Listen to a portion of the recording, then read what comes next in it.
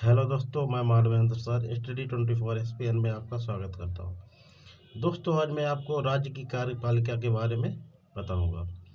दोस्तों, प्लीज़ अगर आप मेरे चैनल पर नए आए हो तो कृपया मेरा चैनल सब्सक्राइब कर लीजिएगा। तो दोस्तों, आज राज्य की कार्यपालिका के बारे में अच्छे से बताऊँगा। इसके बारे में बहुत सारे पेपर में पूछा जाता है, यानी इससे जो भी ऑब्जेक्टिव क्वेश्चन बनेंगे वो आज के बाद आपके छूटेंगे नहीं। तो चलिए दोस्तों, शुरू करते हैं। राज्य की कार्यपालिका क्या होती है? तो दोस्तों, जैसे केंद्र की कार्यपालिका होती है वैसे ही राज्य की कार्यपालिका होती है। तो दोस्तों, राज्य की कार्यपालिका में प्रमुख रूप से 3-4 लोग आते हैं, यानी नंबर 1 पे राज्यपाल होते हैं, नंबर 2 पे मुख्यमंत्री, और नंबर 3 पर मंत्रिपरिषद होती, और नंबर 4 पर महाधिवक्ता होते हैं। तो दोस्तों, इन्हीं के द्वारा जो है राज्य की कार्यपालिका चलती है। तो दोस्तों, आज मैं राज्यपाल के बारे में आपको अच्छे से समझाऊंगा। तो चलिए दोस्तों, आगे चलते हैं।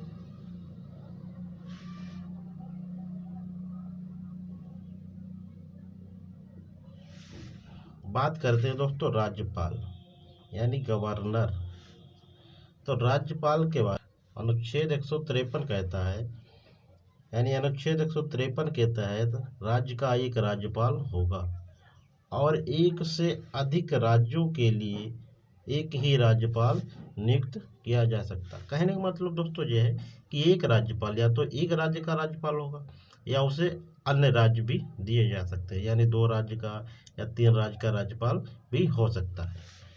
यानी राज्य की कार्यपालिका शक्ति राज्यपाल के हाथ में होती है, यानी कि जो राज्य के राज्यपाल का शक्ति होती वो राज्यपाल के हाथ में होती, और केंद्र की जो राज्यपाल कार्यपालिका शक्ति जो होती थी वो किसके पास होती थी? राष्ट्रपति के पास होती थी। तो नोट पॉइंट एक लिखवाया दोस्तों कि अनुच्छेद 152 राज्यपाल के पद के बारे में बताता है, यानी अनुच्छेद 152 जो है वो राज्यपाल के पद के बारे में बताता है। उसके बाद दोस्तों बात आती है नियुक्ति, यानी कि राज्यपाल की नियुक्ति कौन करता, यानी राज्यपाल की नियुक्ति कौन करता। तो राज्यपाल की नियुक्ति के बारे में अनुच्छेद 155 में बताया गया, यानी पेपर में सीधे डायरेक्ट क्वेश्चन आता है कि राज्यपाल की नियुक्ति किस अनुच्छेद के तहत होती है। तो हम क्या बताएंगे दोस्तों? अनुच्छेद 155 के तहत, यानी राज्यपाल की जो नियुक्ति है वो कौन करता है? राष्ट्रपति करेगा, लेकिन केंद्र सरकार की सलाह पर, क्योंकि जो राज्यपाल बनता है, सपोज करो जिसकी सरकार है, तो अधिकतर जहाँ तक बनेगा राज्यपाल अपना ही बनाता है।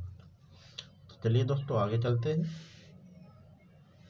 उसके बाद आता है दोस्तों कार्यकाल, यानी कि राज्यपाल का कार्यकाल कितना होता है। तो राज्यपाल का जो कार्यकाल है उसके बारे में अनुच्छेद 156 में बताया गया, यानी राज्यपाल का जो भी कार्यकाल होता है वो राष्ट्रपति के प्रसाद पर्यंत। दोस्तों, ये प्रसाद पर्यंत का मतलब होता है कि राष्ट्रपति की इच्छा, यानी राष्ट्रपति जब तक चाहेगा तब तक राज्यपाल जो है वो रह सकता है। लेकिन अगर सामान्यतः अगर पूछा जाए कि सामान्य तौर पर कि राज्यपाल कितने वर्षों तक चयन किया जाता है, तो 5 वर्षों तक। इससे पहले वो राष्ट्रपति को त्यागपत्र दे सकते हैं।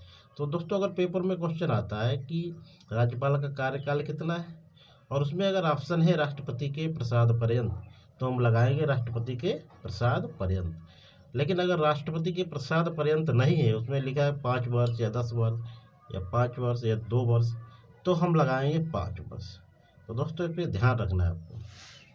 फिर बात आती है राज्यपाल बनने, यानी राज्यपाल बनने की योग्यता के बारे में दोस्तों अनुच्छेद 157 में बताया गया। तो 3-4 पॉइंट है इनके बारे में। उनकी आयु 35 वर्ष हो, यानी कि आयु कम से कम 35 वर्ष होनी चाहिए। वह भारत का नागरिक होना चाहिए। लाभ के पद पर, यानी कि सरकारी जो कोई भी जॉब वगैरह ना हो, यानी लाभ के पद पर ना हो। और संसद या विधानमंडल का सदस्य ना हो, यानी एक ये भी कंडीशन है कि संसद या विधानमंडल का सदस्य ना हो तभी वो राज्यपाल बनेंगे। उसके बाद दोस्तों बात आती है शपथ, यानी इन्हें शपथ कौन दिलाता। तो दोस्तों शपथ के बारे में अनुच्छेद 159 में बताया गया है। दोस्तों इनको शपथ जो है वो उच्च न्यायालय के मुख्य न्यायाधीश दिलाते हैं। यानी ये शपथ किसके समझ चलेंगे, उच्च न्यायालय के मुख्य न्यायाधीश के द्वारा, यानी कि जो हाई कोर्ट के मुख्य न्यायाधीश होते हैं उनके द्वारा ये शपथ लेंगे, यानी वो इनको शपथ दिलाएंगे। फिर बात आती है दोस्तों राज्यपाल की कार्य एवं शक्तियाँ, यानी वर्क एंड पावर, यानी कार्य एवं शक्तियाँ क्या है। तो नंबर 1 विधायी शक्तियाँ। दोस्तों विधायी शक्तियों में 3-4 पॉइंट है, देख लेते हैं। यानी विधायी शक्तियाँ क्या होती हैं, यानी राज्यपाल विधानमंडल का अंग होता है। बिना राज्यपाल के हस्ताक्षर कोई विधेयक कानून नहीं बन सकता। कहने का मतलब दोस्तों, अगर राज्य विधानमंडल में कोई विधेयक अगर कानून बनाना है, कोई बिल पास करना है, तो राज्यपाल के हस्ताक्षर बहुत ही आवश्यक है। अगर राज्यपाल हस्ताक्षर नहीं करेगा तो समझ लो कि वो विधेयक पास नहीं होगा, यानी बिल पास नहीं होगा, एक्ट नहीं बनेगा। तो चलिए दोस्तों आगे चलते हैं। उसके बाद बात आती है, नंबर 2 पॉइंट हमारा है कि राज्यपाल विधानसभा में अनुच्छेद 333 के तहत एक एंग्लो इंडियन को नियुक्त करता है तथा विधान परिषद में 1/6 सदस्यों का मनोनयन करता है। दोस्तों कहने का मतलब यह है कि एंग्लो इंडियन, यानी एक एंग्लो इंडियन राज्य में नियुक्त किया जाता तो वो राज्यपाल अनुच्छेद 333 के तहत करता है। ऐसे ही दोस्तों केंद्र में 1-2 एंग्लो इंडियन नियुक्त किए जाते थे, वो अनुच्छेद 331 के तहत, लेकिन वो प्रावधान अब समाप्त हो गए। 2019 में एक संशोधन आया, उसके द्वारा अब जो एंग्लो इंडियन है वो नियुक्त नहीं किए जाते। दोस्तों एंग्लो इंडियन क्या होते हैं इसके बारे में भी जान लीजिए। एंग्लो इंडियन वह व्यक्ति होते हैं कि जिसकी माता, यानी जिसकी मम्मी जो है वो भारतीय हो और जिनके पिता यूरोपीय हो, यानी जिनके पिता यूरोपीय रहे हो। दोस्तों यानी कि जिनके पिता यूरोपीय रहे हो, यानी उनके जो बच्चे हैं वो, कहने का मतलब कि वह व्यक्ति जिसके दादा या परदादा यूरोपीय थे लेकिन उनकी जो दादी परदादी थी वो इंडियन थी, तो उनको क्या बोलते हैं, एंग्लो इंडियन। नंबर 3 पॉइंट है दोस्तों कि अनुच्छेद 200 के तहत राज्यपाल उच्च न्यायालय की शक्तियों में कमी या वृद्धि करने वाले विधेयक को अनिवार्य रूप से आरक्षित कर सकता है। यानी कि अनुच्छेद 200 कहता है कि राज्यपाल उच्च न्यायालय की जो भी शक्तियाँ हैं उनमें वृद्धि करना है या कमी करना, उससे जो भी रिलेटेड विधेयक है उसको अनिवार्य रूप से आरक्षित कर सकता है। उसके बाद दोस्तों आगे चलते हैं। नंबर 4 पॉइंट है, राज्यपाल विधानमंडल के प्रत्येक सदन को आहूत तथा सत्रावसान करेगा। कहने का मतलब जो दोस्तों है कि राज्यपाल जो है वो विधानमंडल के जो भी सदन को, यानी जो भी सत्र है उसको आहूत, यानी प्रत्येक सदन को आहूत तथा सत्रावसान करेगा। कहने का मतलब कोई भी अगर सत्र बुलाना है तो राज्यपाल ही बुलाएगा, या कोई सत्रावसान मतलब समाप्त करना है तब भी राज्यपाल समाप्त करेगा। यानी राज्यपाल विधानमंडल के प्रत्येक सत्र को, दोस्तों क्या होगा यहाँ पर, सदन नहीं सत्र होगा, प्रत्येक सत्र को आहूत, दोस्तों यहाँ पर सदन नहीं सत्र होगा, प्रत्येक सत्र को आहूत तथा सत्रावसान करेगा।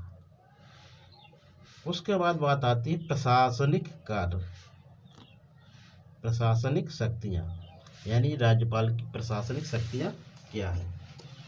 तो दोस्तों नंबर 1, राज्यपाल अनुच्छेद 356 के अंतर्गत राज्य में राष्ट्रपति शासन लागू करने की सिफारिश राष्ट्रपति से कर सकता है।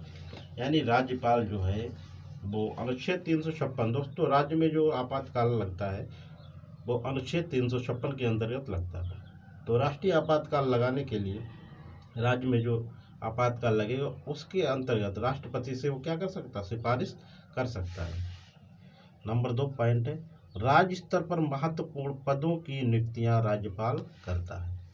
जैसे दोस्तों महाधिवक्ता की नियुक्ति हो, जिला न्यायाधीश की नियुक्ति, राज्य लोक सेवा आयोग की नियुक्ति, या राज्य वित्त आयोग की नियुक्ति, या राज्य निर्वाचन आयोग आदि, यानी इन सभी की नियुक्तियां कौन करता है? राज्यपाल करता है। तो चलते दोस्तों आगे। उसके बाद बात आती है दोस्तों न्यायिक शक्तियां, यानी राज्यपाल की न्यायिक शक्तियां क्या हैं। तो इसमें एक आती क्षमादान शक्तियां, यानी क्षमादान शक्ति। दोस्तों क्षमादान शक्ति जो है अनुच्छेद 161 के तहत, यानी दोस्तों पेपर में अगर क्वेश्चन आता है कि राज्यपाल की क्षमादान शक्तियां किस आर्टिकल में है, तो हम दोस्तों क्या बताएंगे? अनुच्छेद 161 यानी अनुच्छेद 161 में। मृत्यु दंड को छोड़कर राज्य सूची के विषय में राज्यपाल किसी दंड के लिए क्षमा, परिहार, लघुकरण, निलंबन कर सकता है। दोस्तों इसका मतलब ये है कि राज्यपाल जो है कि मृत्यु दंड, अगर किसी को सपोज करो मृत्यु दंड की सजा मिली है तो राज्यपाल उसकी सजा को नहीं कम कर सकता। इसके अलावा और किसी दंड के लिए वो क्षमा कर सकता है, यानी बिल्कुल माफ कर सकता है। परिहार मतलब उसकी जो भी दंड दिया उसमें परिवर्तन कर सकता है। लघुकरण मतलब उसे कम या ज़्यादा कर सकता है। और निलंबन मतलब बिल्कुल भी छोड़ सकता है। तो दोस्तों ये एक पावर राज्यपाल को होता है। दूसरा पॉइंट है राष्ट्रपति और राज्यपाल की क्षमादान शक्तियों पर न्यायिक पुनरावलोकन हो सकता है। तो आगे चलते हैं दोस्तों। उसके बाद दोस्तों अन्य पॉइंट, यानी कुछ अन्य पॉइंट भी हैं, इनको भी देख लीजिए दोस्तों। जैसे अनुच्छेद 213 के तहत राज्यपाल अध्यादेश जारी करता है, परंतु अगली बैठक के 6 सप्ताह के अंदर अध्यादेश पारित करवाना अनिवार्य होता है। यदि पारित नहीं हुआ तो अध्यादेश समाप्त हो जाएगा। कहने का मतलब दोस्तों ये है कि अनुच्छेद 213 यह कहता है कि राज्यपाल अध्यादेश जारी कर सकता है। जैसे सपोज करो किसी भी विषय पर कोई बिल पास करवाना हो, कोई ऐसा बिल हो जो बहुत जरूरी हो, तो राज्यपाल जो है वो अध्यादेश जारी करेगा। किसके तहत? अनुच्छेद 213 के तहत। और वो बिल बन गया। लेकिन जब अगली बैठक यानी सत्र की जो अगली बैठक होगी तो उस बैठक के साथ उस बैठक के 6 सप्ताह के अंदर, यानी 6 सप्ताह दोस्तों 1.5 महीने के अंदर अध्यादेश जो भी है वो पारित करवाना अनिवार्य है। अगर अध्यादेश पारित नहीं हुआ तो जो बिल बनाया था वो समाप्त हो जाएगा, जो अध्यादेश था वो समाप्त हो जाएगा। इसी तरह दोस्तों केंद्र में 123 यानी अनुच्छेद 123 के तहत राष्ट्रपति अध्यादेश जारी करता है। और यहाँ राज्य में राज्यपाल अनुच्छेद 213 के तहत। तो दोस्तों केंद्र में, यानी केंद्र की बात, यानी दोस्तों जो केंद्र में अध्यादेश जो जारी होता है वो आर्टिकल 1, 2, 3 के तहत। लेकिन राज्य में दोस्तों अनुच्छेद 213 के तहत जारी होता है, यानी अध्यादेश जारी होता है। तो दोस्तों देश की पहली राज्यपाल कौन थी? यानी क्वेश्चन ये बहुत बार पूछा गया है कि देश की सबसे पहली राज्यपाल कौन थी? तो दोस्तों हम क्या बताएंगे? सरोजिनी नायडू, जो सबसे पहले देश की प्रथम राज्यपाल बनी थी। और सबसे पहले कहाँ की? उत्तर प्रदेश की राज्यपाल बनी थी। तो दोस्तों आज मैंने राज्यपाल के बारे में आपको फुल डिटेल से बताया। तो दोस्तों आज के बाद राज्यपाल से अगर जो भी क्वेश्चन पूछे जाएंगे ऑब्जेक्टिव, तो आपके बिल्कुल नहीं छूटेंगे। तो दोस्तों अगर हमारे चैनल पर आप नए आए हैं तो प्लीज़ मेरा चैनल सब्सक्राइब कर लीजिएगा। और दोस्तों अपने भाई बहन जो भी पढ़ने वाले हों या कोई दोस्त हो तो उससे उनके पास हमारा वीडियो शेयर कीजिएगा। और दोस्तों आप पीछे जाकर हमारे प्लेलिस्ट में जाइएगा, आप बिल्कुल 1 नंबर से वीडियो देखिएगा तो आपको अच्छी तरह से समझ में आएगा। चलिए दोस्तों आज के लिए इतना ही रखते हैं। जय हिंद, जय भारत, थैंक यू।